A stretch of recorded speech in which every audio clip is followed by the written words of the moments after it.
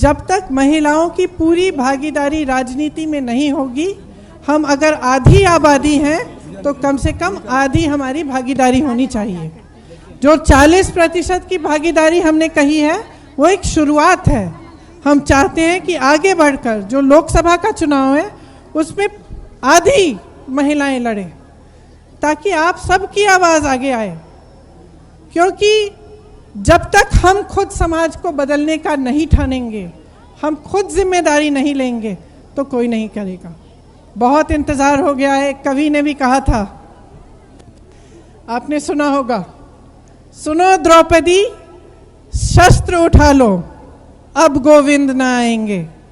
सुनो द्रौपदी शस्त्र उठा लो, अब गोविंद न आएंगे।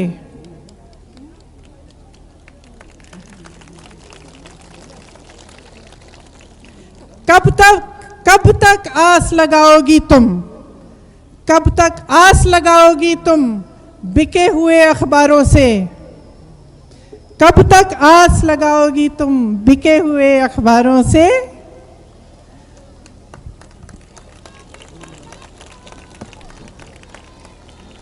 क्या मतलब है इसका? इसका मतलब है कि तुम्हारी लड़ाई लड़ने के लिए कोई नहीं आ रहा है। तुम कब तक आस लगाओगी कि तुम्हारी आवाज कोई और उठाएगा? कैसी रक्षा मांग रही हो, कैसी रक्षा मांग रही हो दुशासन दरबारों से।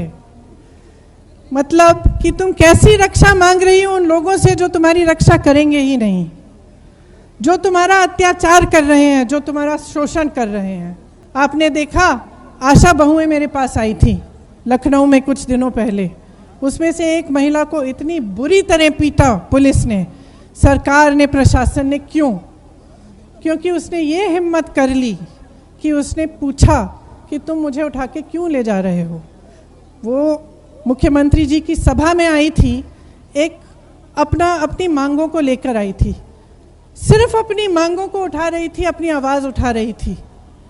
वहाँ आई, पुलिस ने कहा तुम्हें हम गिरफ्तार कर लेंगे। उसने सिर्फ ये कहा कि क्यों गिरफ्तार कर रहे हो, किस आधार पर तुम उठा के ले जाओगे मुझे। और उसको इतनी बुरी तरह से पीटा कि उसके हाथ टूट गए थे, उसके चेहरे पे चेहरा एकदम सूजा हुआ था, लाल था। उसने यहाँ पे चोटें दिखाई, यहाँ चोटें दिखाई। तो जब मेरे से बात कर रही थी, वो मुझे बता रही थी कि जैसे आपने आंगनबाड़ी बहनों के लिए कहा, आपका अभी तक मानदेय बढ़ाया नहीं गया है। वो सिर्फ अपने मानदेय को बढ़ाने के लिए अपनी आवाज़ उठा रही थी। वो कह रही थी कि जब से कुछ सालों से जब वो काम करने के लिए जाती भी हैं तो उनसे, जैसे उनको अगर कुछ मिलता है काम करने के लिए, किसी की डिलीवरी हो गई, उसमें से भी उसको उन्हें घूस देनी पड़ती है, थोड़ा पैसा उसमें से भी निकाला जाता है।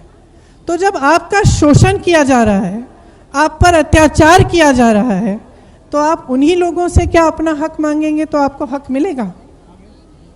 नहीं मिल सकता ना।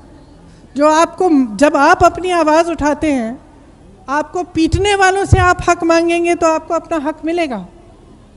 नहीं मिल सकता। तो इसी तरह से आपको अपने हक के लिए लड़ना पड़ेगा, तो खुद लड़ना पड़ेगा। आप ठहरिए मत, उन लोगों से मत मांगिए जो आपका शोषण करते हैं, आपका अत्याचार करते हैं। लड़की हूँ, लड़ सकती हूँ का मतलब ये नहीं है कि आप घर पे जाके पति से लड़ें। वो मत करना नहीं तो सब पति मुझसे नाराज हो जाएंगे। इसका मतलब है कि आप अपनी आवाज़ उठाइए, अपनी जो समस्याएं उनको सुलझाने के लिए खुद खड़े हो जाइए।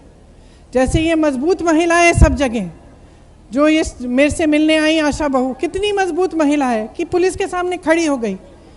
इतना पीटा उसको, फिर भी वो मेरे साथ जब बात कर रही थी, कह रही थी मैं लड़ूंगी दीदी।